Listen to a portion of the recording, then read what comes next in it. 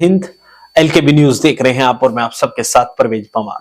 आगामी लोकसभा चुनाव को लेकर जहां विपक्षी गठबंधन द्वारा सीट शेयरिंग का फॉर्मूला तय कर लिया गया है, यानी कौन सी सीट पर किस पार्टी का उम्मीदवार लड़ेगा, विपक्षी गठबंधन तो यह तय कर चुका है। लेकिन क्या एनडीए गठबंधन में भी यह तय हो चुका है? इसको लेकर हम आपसे चर्चाएं करेंगे। आपको बता दें कि बीते दिनों ही समाजवादी पार्टी से अलग होकर राष्ट्रीय लोकदल जो है वो भारतीय जनता पार्टी के गठबंधन में जाने की तैयारी में जुटा हुआ है।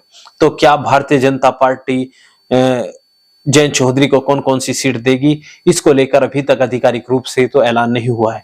लेकिन जिस तरह से समाजवादी पार्टी की ओर से जयंत चौधरी को 7 सीटें दी गई थी, तो क्या भारतीय जनता पार्टी भी जयंत चौधरी को 5 से 7 सीट दे सकती है? यह सवाल हर किसी के मन में है। आपको बता दें कि जनवरी माह में सपा और राष्ट्रीय लोकदल के बीच आगामी लोकसभा चुनाव को लेकर गठबंधन की तस्वीरें सामने आई थी, जिसमें बताया जा रहा था कि कैराना, मुजफ्फरनगर, बागपत, मेरठ, अमरोहा समेत 7 संसदीय सीट, मथुरा समेत 7 संसदीय सीट ऐसी हैं जहां पर राष्ट्रीय लोकदल अपने उम्मीदवार उतारेगी। लेकिन समय बीतता गया तो कुछ ही समय बाद जयंत चौधरी और राष्ट्रीय लोकदल के नेता सपा सुप्रीमो अखिलेश यादव पर फायर होने लगे, यानी वह लगातार उन पर हमला करने लगे।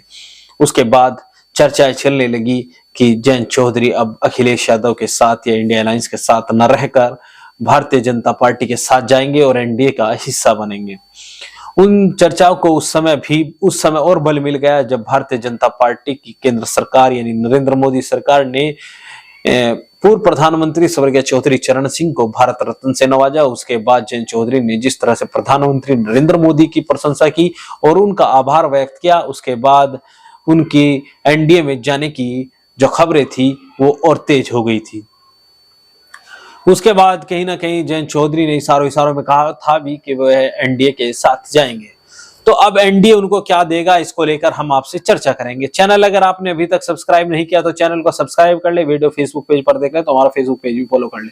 तो चर्चाएं हैं कि एनडीए में जयंत चौधरी को 2 संसदीय सीट मिल सकती हैं, यानी 2 ऐसी संसदीय सीट राष्ट्रीय लोकदल के खाते में आएंगी जहां से राष्ट्रीय लोकदल के राष्ट्रीय अध्यक्ष जयंत चौधरी अपने उम्मीदवारों को मैदान में उतारेंगे।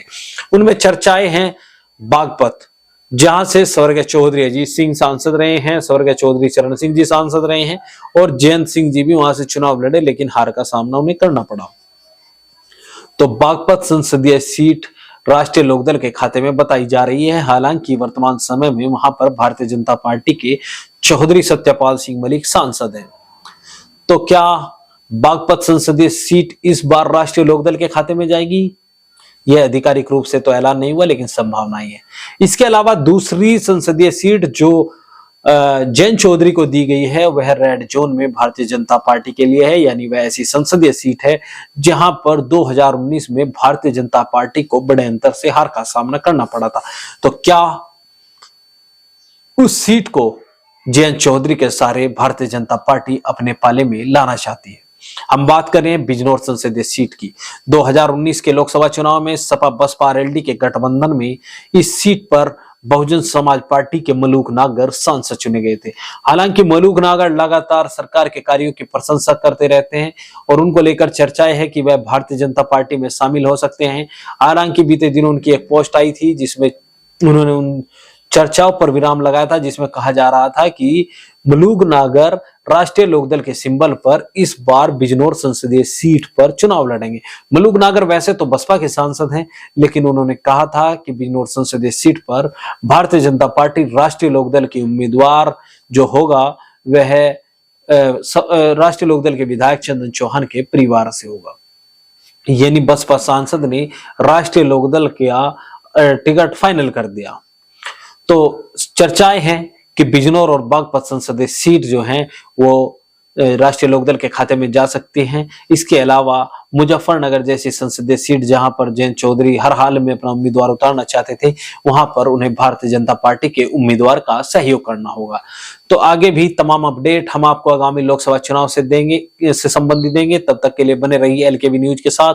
चैनल अगर आपने सब्सक्राइब नहीं किया तो चैनल को सब्सक्राइब कर ले। वीडियो फेसबुक पेज पर देखना तो हमारा फेसबुक पेज भी फॉलो करें। जय हिंद।